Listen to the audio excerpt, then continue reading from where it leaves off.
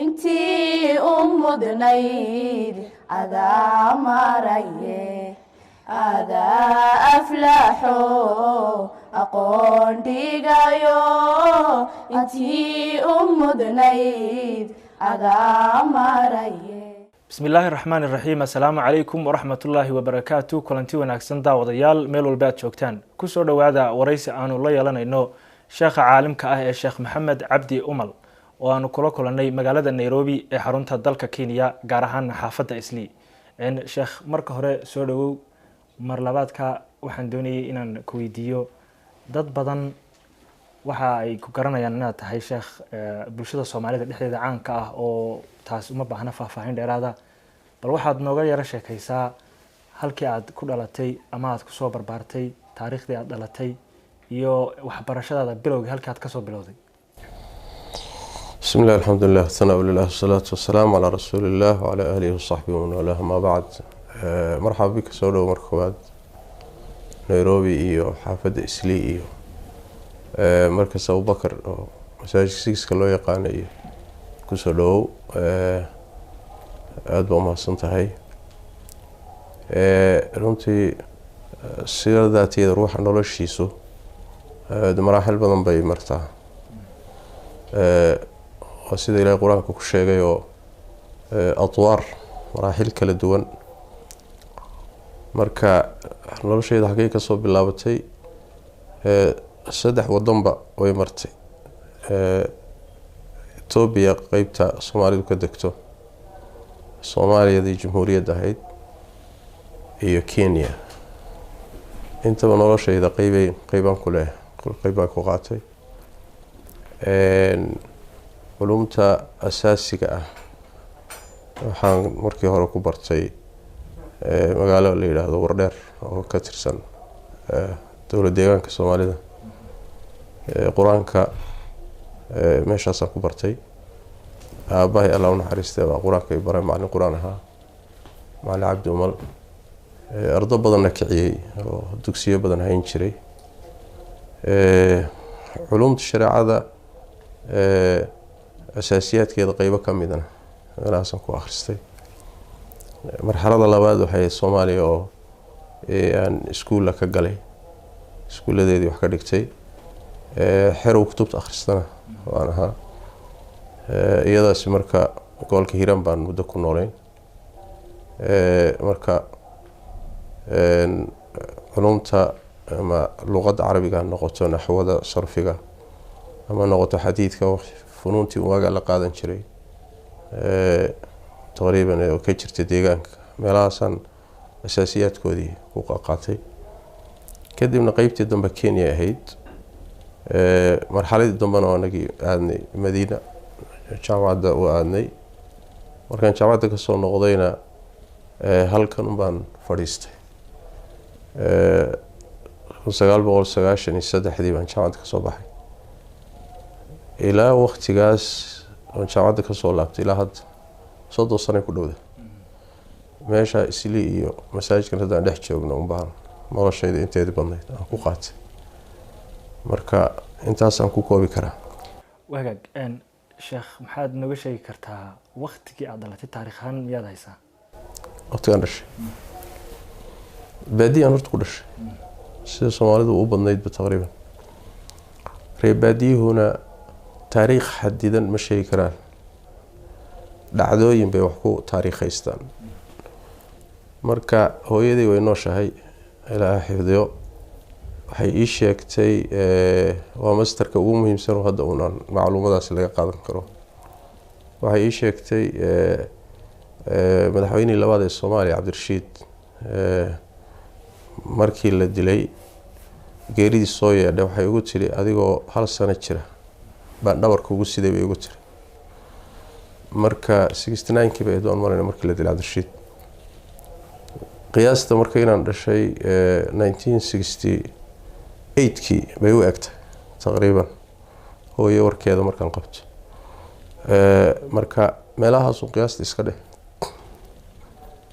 taariikh ahaan xiliyaas ku aadanta wagaag caruurnimadaadii magaalada Wardheer baad ku soo barbaartay yaad ka xasuusataa dadkii aad isku caruurta ahaydeen ee waqtigii ciyaalnimadii amaba aad waxbarashadii hoose malcaamadii hadday noqoto aad waqti soo wada qaadateen oo aad nooga xusi karaysaa?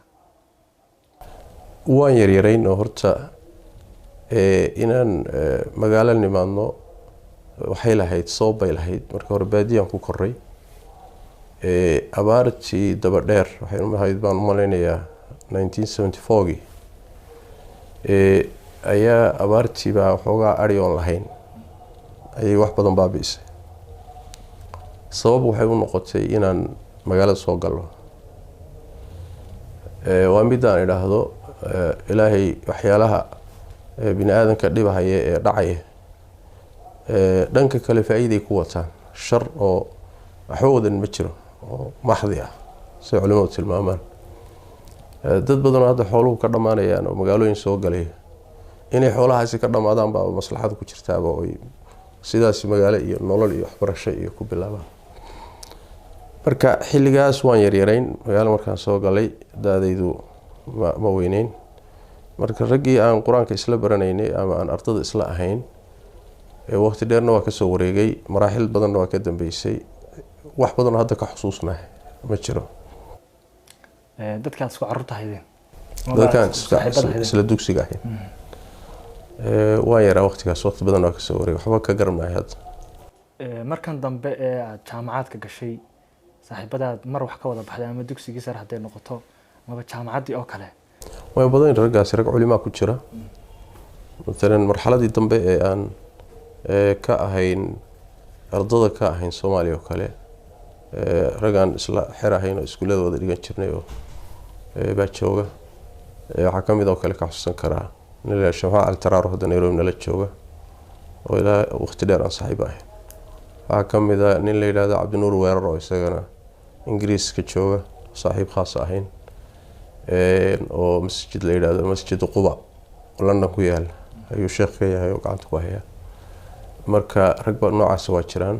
sheekh Shibil oo kale waxaan isku soo gaarnay isugu nimid macad Mombasa ku yaalo Kisauni la yidhaahdo waan ka wada baxnay. marka rag badan oo noocaas waa jiraan oo ka xusuusto marxaladii dambe. laakiin marxalada hore oo dugsiga ahayd wax badan kama garanayo. qoyskaaga marka laga hadlayo hooyada iyo aabaha iyo ubadkiina ayay ka kooban yihiin. adigu halkeed kaga jirtay qoyska? ma curad baad ahayd? ma guri dambays baad ahayd? ma meel dhexaad ugu jirtay ubadka hooyo iyo aabo? halkee baad nolosha qoyskaaga kaga jirtay? aniga waxaan ahay hooyo iyo aabo ilmahooda labaad baan ahay. gabadh baa iga weynayd. wiilashana anaa u weynaa. marka halkaasaan qoys kaga jira. marka imise qof buu ka koobnaa dadka walaalahtii? 7 ilmood baan ahay. 3 wiil dhintay marka laga reebo. 3 wiil oo hadda nool oon anigu u weynahay iyo 4 gabdhood oo midna dhimatay 3na nool yihiin. intaasaan ka koobanahay. adiga ubad baad leedahay iyo xaas, maxaad nooga sheegi kartaa? inta badan xaasaskii caruurta waa la qariyaayo warkooda inta badan lama baahiyo. laakiin ilaahay fadligii caruur waxoogaa aan leeyahay. xaasasna waan leeyahay. caruur kale hooyooyinana waan leeyahay alxamdulilah. marka tiradooda hadda waxaan malinayaa ilaa caruurtaydu ilaa 18 meelahaas ay gaadhayaan maasha allah. allah barakeeyo hana xifdiyo. waxbarashada markaa imika aad joogto ilaa caruurnimadaadii halkeed ka gaadhay oo la odhan karaa shahaadooyinka aad haysatid oo kale maanta haddii lagu dhahdo siday u kala sarreeyaan marka laga hadlayo? marxalada hore oo aan iskuulkana dhigan jirnay xerna aanayna kutubta akhrisan jirnay. markii dambena macallimiin baan noqonay oo iskuullada qeybta diiniga iyo carabiga iyo ka dhiga luqadda Soomaaliga iyo marxaladii dambe tacliinta diiniga oo akadeemiga ah macaahidan galay. macad Mombasa ku yaalo la yiraahdo macad Kisauni ayaan ka baxnay. kadibna waxaan aaday Madiina jaamacada islaamiya Madiina kulliyat alxadiid ayaan markaa ka soo baxay. markii kadib uun wax akhrin iyo dacwo jeedin iyo ilaahay naga waafajiyay baan galay maraaxiisha kale oo akaademiga ma sii wadin marka hawshan kale ma isaga mashquulay taytalka sheekhnimadana waa la iska kaanisiiyay asagana waa iska qaadan marka waxaan sinili doctor iyo hadda magister iyo amaysan macna wada soo kordhinayn marka sidaasaan hadda ayaan ku jooga wahagaag sheekh ma xasuustaa markii ugu horeysay ee sheekh lagugu yeedho soomaalida sheekha ma ogtahay nin walba iska siiyaan hadda waa iska bilaash uma baahna muxuu ahay inaad xataa wax taqaano uma baahna dad qamiisna qaadato waxoogaa garhkana la yara baxdo wadaad yara muuqato sheekh bay ku dhahay marka ma xusuusto laakiin waxaan u malaynayaa inay horeysay baan u malaynaya bidaayaadkii ardaynimadaba malaha sheekhnimadu way isaga kaana bilaabatay oo dee dadkuna aqoon badan ma jirin xilligaa isaga waxaan ka hadlayaa taqriiban waa 80 iyo xoogaagii soomaalidu gadaal dambe waxoogaa aqoontu kasoo korodhay oo dadku waxbarteeno khaasatan diinta marka laakiin exactly ma xasuusto goormaa ugu horeysa oo sheekh lagu yidhi maba la qaban karaba taa iyada wahagaag intii aada ku jirtay dacwadda diinta islaamka waxyaabihii kugu la yaabka badnaa ee kusoo maray maxaad nooga sheegi kartaa gaar ahaan waxaa jirta dadku waxay kusoo weydiiyaan su-aalo aada u tiro badan oo aad ka fadwato waxyaabaha inta badan maskaxdaada kusoo noqdaba ama kugu la yaabka badnaa maxaad ka xasuustaad nooga sheegi kartaa walaahi waxyaalo badan oo cajab badan waa isoo maraan oon aada ula cajabo laakiin ma ururiyo laakiin haddaan wuxuu ka xusuusan karo anigoo waddan Canada jooga magaalo waxaan marin Calgary inay ahayd ayaa waxaan meesha isku baranay Sheekh Saciid Raage oo kulankeeni ugu horeeyay ayaan halka isku baranay su'aal buu markay weydiiyay runtii ilaa hadda aan qariibsaday ilaa hadda aan xusuusto su'aashaasi waxay ahayd wuxuu ugu yidhi waxaa jira nin weyn oo caruur dhalay oo nin ahaa oo dadkan isbedelay inta qaliimada iyo operationka waxa lagu sameeyay dumarka laga dhigay oo dumar ah ninkii marka isagoo saas soo islaamay su'aal marka waxaa timid ah ninkii ma dumarka lagu daraa oo salaada la tukan mise ragga lagu daraa oo salaada la tukan safkee la geliyaa su-aasha wuxuu igu yiri Sheekh Saciid culimadii Sacuudiga aslaan Sacuudiga soo joog jiray culimadii Sacuudiga weydiiyay oo ninkan weydiiyaba markaan idhaahdo nin buu ahaan jiray hadana naag waa meeshii la rabay inay su-aasha ka jawaab a'uudu billaah buudhi oo muxuu ahay waxaan wax la maqli karo ma ah marka wuxuu yiri sheekh aba yaraatee salada aad ka akhriday kii igu dhawaa wuxuu yiri buu yiri dib intuu qaliin u galo ilaa waxaan waxa way qaliimada lagu sameeyay mooyaane waxa kale waa hormoonaadkii oo dumarka un baa lagu kordhiyay marka naasihii iyo codkii iyo waxba isbedelay dumar ahaan buu marka u muuqanay marka dib in qaliin loogu sameeyo ninimadiisi lagu celiyo hormoonaadkii ragga dib loogu celiyo muxuu ahaay halkaas ay mariyeen tiina waxa hor istaagtay ninku marka iyada waxba ma haysto xoolaana la isku qalaa waagaas qaliinka hore la mariyay waxba haystay wixii waa ka baaba'een hadda waxba ma haysto marka qaliin dambana dib uma geli karo cid hadda ka bixinaysana ma jirto arinta taagani marka waxay tahay ninkani ma dumar baa lagu xisaabin mise hadda rag baa lagu xisaabin mise carcaraaf meel dhaxaba loo sameeyno muxuu ahay isaga u khaas iyo kooxdiis su-aashaas ila yaa badnayd oo markaan runtii aanan u helin aanan jawaab u helin marka waxyaalo badan oo noocaas oo kale ah wayna soo maraan wayna badan yihiin wagaag sheekh inta badan waxaa dhacda waxaad ka hadashaa waxyaabo waqtiga taagan oo laga yaabo xilliyada qaar in waxyaabaha ugu hadalaha inta badan baraha bulshada ama tiknoolajiyada adigoo markaa ama dadku su'aalo ka soo weydiiyaanba adiga shakhsiyan waxyaabaha ka socda haday noqoto Facebook Instagram ama TikTok sidee kugu soo gaadhay ma akoonaad ku leedahay halka mise qaab kale kugu soo gaadhan baa jirta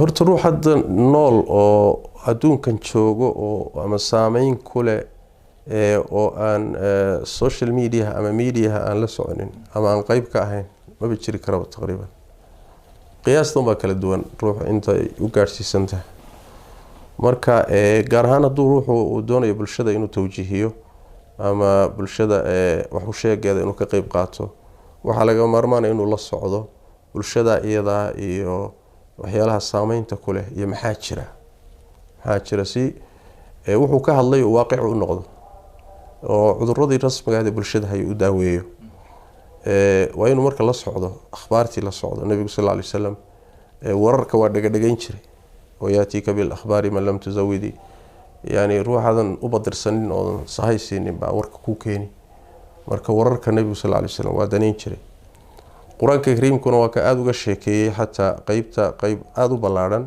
ummadihii hore iyo taariikhdoodii iyo qisaskoodii iyo waa ka sheekeeyay marka waxa jira wax la yiraahdo culimadu ka hadlaan oo yiraahdaan fiqh alwaqi ay dhahaan yani ama fahamka waaqica markaas ruuxu uu ka hadlay ama ku nool yahay qayb waxay ka noqonaysaa hadalkiisa iyo sida uu dadka u taabanayo waxay qayb ka tahay markuu masaa'isha ka hadlayo kale mas'alada inuu tanziilkeeda meeshuu dhigahay inuu saxo fahamka waaqica ay ku xidhan tahay marka waa qasab ruuxu inuu muxuu ahay ka warhayo maxaa jira teknolojiyada iyo isbedelka bulshooyinka iyo xaalaadka bulshada ku wajahan iyo bulshada lafteeda cudurrada iyo dhibaatooyinka haysta iyo kullu dalika marka waxay keenaysaa inaad la socoto waxa lagu la socon karana waxa weeye waa isbedelada media ku dhacaya inuu ruuxu la socdo hadda midalan idaacada jiray telefishinada jiray internet baa soo baxay internetkii siyaabo kala gedisan baa loo isticmaalayaa marka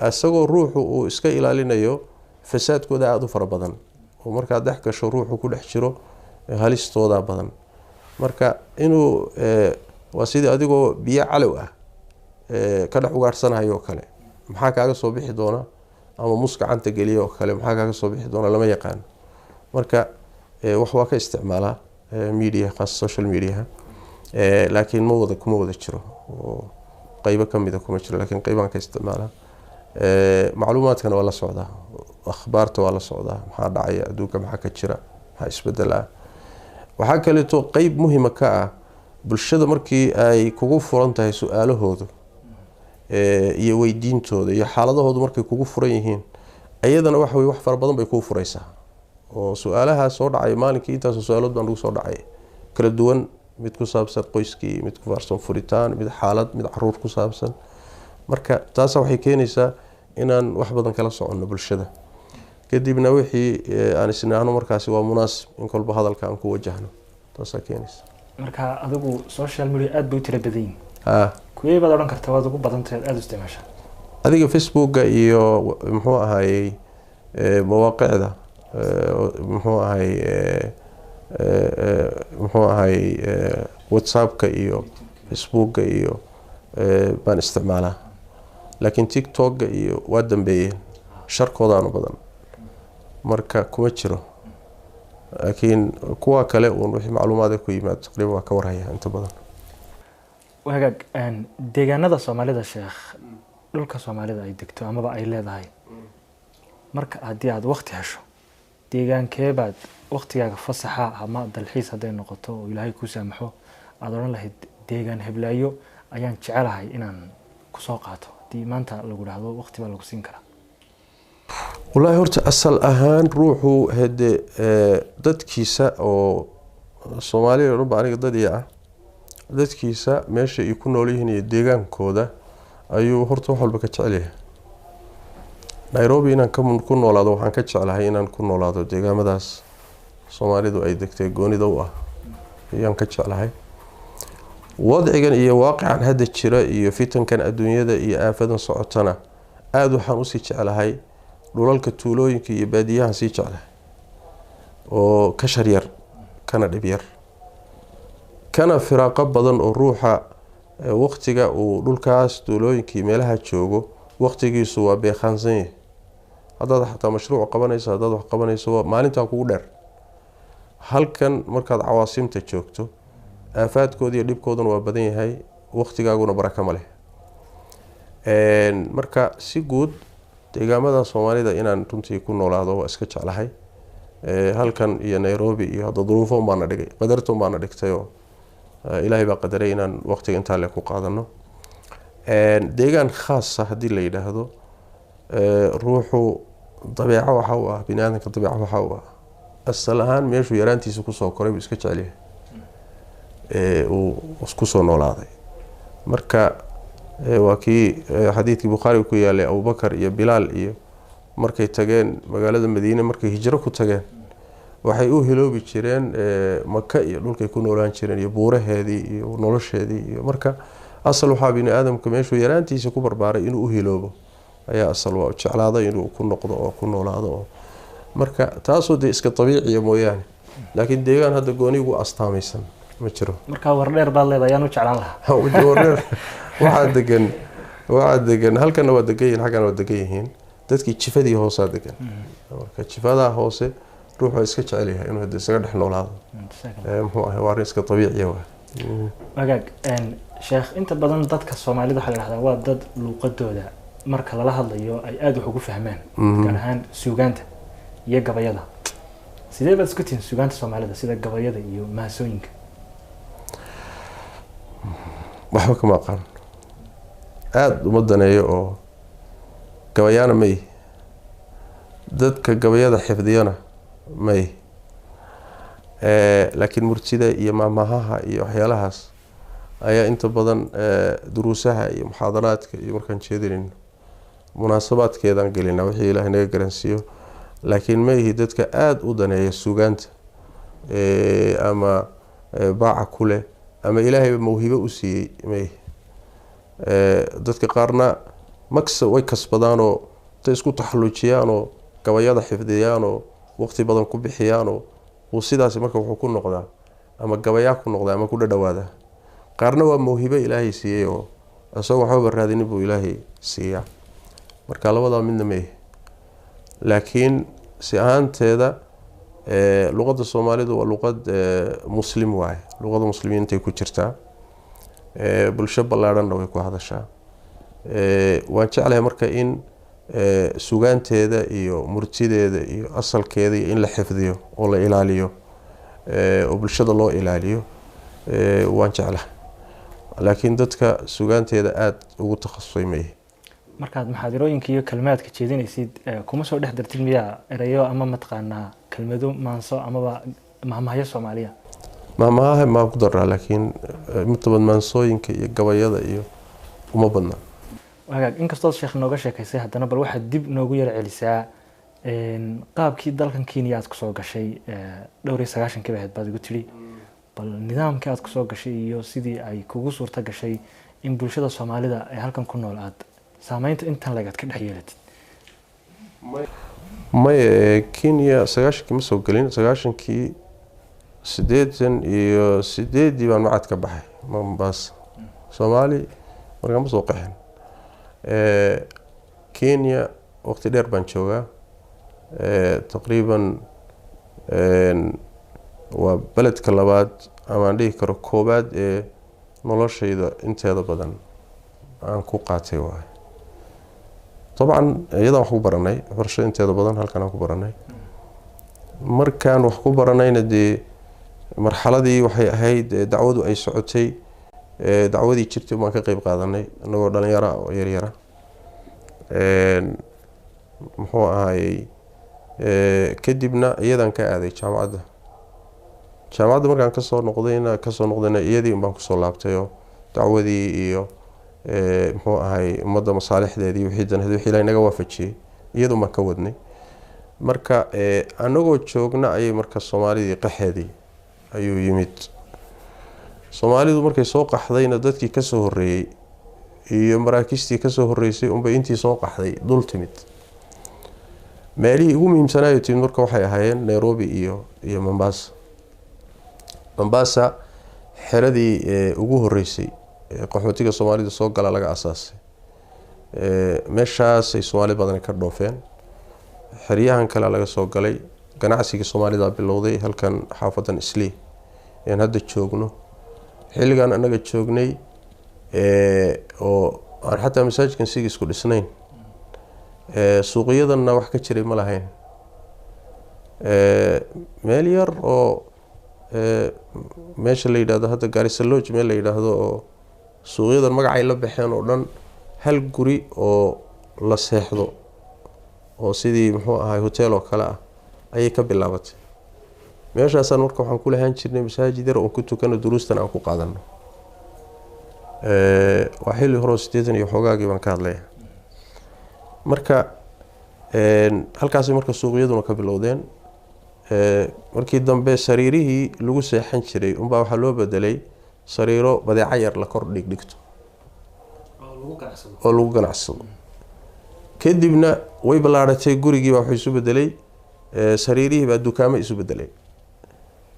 dukaamadii markay isu bedeleen guriga ku xigay bay haddana ku fideen oo gurigan ka sokeeyo hadda aanu maleenayo waxaa la yidhaahdaa Hong Kong ma la yidhaahdaa amka ma gurigan Garissa Lodge ku dhagan Bangkok gurigaasoo isaguna falaadii ah oo la degan yahayba iyo haddana dukaamadii kusoo durkeen. labadaas u horeysay. suuqan aad arkaysay hadda Islii oo dhan qabsaday halkaas ka bilowday. markii arintaasi bilaabatay Soomaalidii soo qaxday waxaa bilowday marka wax weeyaan ganacsigan xoogan Soomaaliyeed xaafada ku baahdo soo degto sharciyadii la qaato masaajid iyo goobihii cibaadadu xooga la camiro. annagana de meeshana loogu yimid. markii meeshana loogu yimidna taqriiban dadkii ummadda yani waxa weeye wax u sheegeeda iyo waxbarideeda iyo dadkii markaasi meesha joogay baan ka mid ahay. rag culimaa oo iga waaweyn baa runtii joogay oo aniga markaan imaanayaba dacwada waday wax akhrinayay laakiin markaan jaamacadda ka soo baxayna masaajidkan qabtay. wagaag Sheekh Maxamed waqtigaa markaa Soomaalidu ay ku cusbayd amaba mataqaana ganacsigoodu bilowga ahaa maanta waynu aragnaayo wadankan Kenya gaar ahaan xaafadan Islii magaalada Nairobi ganacsi aad u badan bay ku leedahay Soomaalida amaba iyagaaba inta ugu badan leh. santarka magaaladana waan soo aragnay oo waad ka dareemaysaa inay Soomaalidu door muhiim ah dalkan ka ciyaarayso. maxaa u saamaxay baad oran kartaa in Soomaalidu ganacsiga awoodda inta laga ku yeelato? runtii waxa la dhihi karaa horta Soomaalidu si ahaanteedaba waa dad maskax furan. ummad walba dhinac bay dhib ku leedahay oo Ilaahay ka galiyaa muxuu ahay boontiyada ay daciif ku tahay dhinac baa laga galiyaa. laakiin dhinacyada Soomaalidu ay Ilaahay uu wanaag ka galiyo waxaa kamid ah maskax furnaanta. kooda reeb wadiyaha xataa waa isaga waxba isaga bilaaban oo baadiyaha ka yimid. waxaa sahlay sidoo kale Soomaalidu markay wadanka soo gashay oo qixii lagu yimid wadan looga soo horeeyay oo Soomaali qayb ku leedahay oo ay degan tahay bay yimaadeen. Soomaali marka lama kala sooci karo. Soomaali waa Soomaali. Soomaaliga Hargeysa ka yimid sidoo kale iyo ka Muqdisho ka yimid iyo ka Jigjiga ka yimid markii halkan uu yimaado midabna laguma kala saari karo wax kale laguma kala saari karo. marka dadkoodii bay u yimaadeen in badan oo ka mid ah sharciyadii bay qaateen kibaadooyinkii baa la qaatay si lagu qaatayba taasina way sahashay oo dadkoodii u yimid yaa la noqday. waxaa kaloo sahashay systemka wadanka Kenya looga noolaado oo Soomaalidu uga nooleyd oo wadamada kale dariska ka sahlanaa. wadankani waxa yani ilaa waqti horeba saameyn weyn ku leh wax la yiraahdo laaluushka oo caqabad kasta kugu timaada haddaad wax haysato waxa laga yaabaa inaad gacanta ka hadasho oo aad marto. marka waagaas dalka markii Soomaalidu soo gashay waxoogaa shilimaa bay wateen in badan oo kamid ah waana dad iska gacan furan. meeshii waxoogaa caqabad ku qabsataba waxoogaa bay iska siiyaan. marka askartii iyo wixii xafiisyadii iyo qaar dibadaha u maray qaar wadankii wax ku yeeshay wax badan bay fududeysay. ilaa maahmaah bay leeyihiin Soomaalidu oo dadkan oo Kenyaanka ah ayaa waxay dhahaan markii ku shaxaadayaan wax ku weydiisanayaan muxuu iko shida bay dhahaan iko shida yani dhib baa jira way macnaha. marka Soomaalidu waxay marka maahmaah ka dhigeen ilaahu iyagana shidaha waay anagana shilin hanoo waay. ilaahu iyagana shidaha waay anagana shilin hanoo waay. بمعنى وحوي وحيالها wax badan sahlay ay runtii kamid tahay. waxa kamid ah Kenya waa mujtamac aad u balaaran marka la suuq balaaran waay. suuqa balaaran 48 milyan bay hadda marayaan soomaalida marka loo fiiriyo marka waa suuq aada u ballaaran. suuqa aada u ballaaran fursad wuxuu siiyey soomaalidu ay ganacsi, maadaama dad maskax furan oo ganacsiga wax badan uga furan yihiin inay yihiin, oo calaaqaad dibadaha la laho dibadaha wax ka keeno, oo taasna iyadana runtii way sahashay. waxaa sahlay is-uruursiga xaafadda, oo xaafaddu asalkeedii marka la yidhaahdo soomaalidii hore oo Kenya joogtay xaafaddana asal u ahayd, hindi iyo iyagaa degi jiray xaafadda Islii u badnaa. marka soomaalidii timid ama northeastern ha ka timaado ama soomaalidii soo qaxday ha noqoto, halkanaa la isku urursaday. is-uruursigaasi marka wuxuu keenay goobihii cibaadada iyo masaajidii, suuqyo in la samaysto. soomaalida meel walba waa saas. hadda markaad qurbaha aado, Maraykanka oo kale Minnesota markaad tagto, meel bay degayaan, markaasay nolol ka abuurayaan, ganacsi bay ka abuurayaan, iskuuley ka abuurayaan, masaajid bay ka abuurayaan. meel walba marka waa saas. Ingiriiska waa saas, meel bay isugu tagayaan, waxbay ka abuurayaan. marka xaafadan waxay noqotay xaafad asal ahaanna Soomaali ay degi jirtay oo ay lahayd in badan oo kamid ah, kadibna loogu yimid is-uruursigaana wax badan buu runtii ayuu sababay. taasa marka waxay keentay midhahan hadda aan arkayno. waxaa ka mid ahaa oo runtii dowr muhiima lahaa Soomaalida ku jirta dowladda ku jirta oo siyaasiyiinta ah, oo runtii aada u difaacay Soomaalida iyo ganacsigeeda. iyo waqti badan baa waxaa la isku dayay in la dhibaateeyo, oo mar loo dhibaateeyo waa muxuu ahay burcadbadeedii xoolahay soo ay laga soo qaatay baa meesha lagu hayaa. mar la damcay in lagu xalaashado meehe waxa weeye argagixisada iyo ururada argagixisada xoolahoodii baa meesha yaala in lagu banaysto. mar in lagu banaysto sharci male dadkani oo canshuur ma bixiyaan. dowr badan bay runtii qaateen siyaasiyiinta iyo dadka madaxda dowladda ku jira inay Soomaalinimo difaacaan iyo dadkaas ganacsiga meesha ku haysta. duruufahaas baa runtii markii la isu geeyo iyo kuwa kala sababay inay maanta Soomaalidu ay number muhiima ay ka noqoto wadanka Kenya, ganacsi ahaan, muuqaal ahaan, jiritaan ahaan, diin ahaan, siyaasad, dhinac walba. aad u maasta sheekh waxaa jirtay waqtigii aad wax baranaysay ama baad culimada Soomaalida waayadii dawladdii kacaankii culimo badan bay xidhay. adigu culimadaasi ma kamid ahayd ama si aad uga badbaaday? maya, xilliga aniga aan Soomaaliya meel ka joogay waan yaraa, dhalinyaraan ahaayo xilli aan wax akhris iyo ardaynimo ku jiray. marka nin culimo muuqdo oo raggii muuqday iyo raggii markaa maraakiista hayay baa xidhitaanka iyo ayuu ahaa. marka anagu dhalinyaraan ahayn markaas ma dhicin. way jirtaa mararka qaarkood oo hidde ardaba aan hayno ardo mudaharaaday oo dagaalantay oo la xidhay waan ahayn mararka qaarkood, laakiin culimonimo noloma xidhin. wagaag ugu dambeyntii sheekh maxay tahay fariintaada aada u diriso guud ahaan bulshada muslimka iyo guud ahaan bulshada Soomaaliyeedba oo halkan ka daawan doonta, maxay noqonaysaa?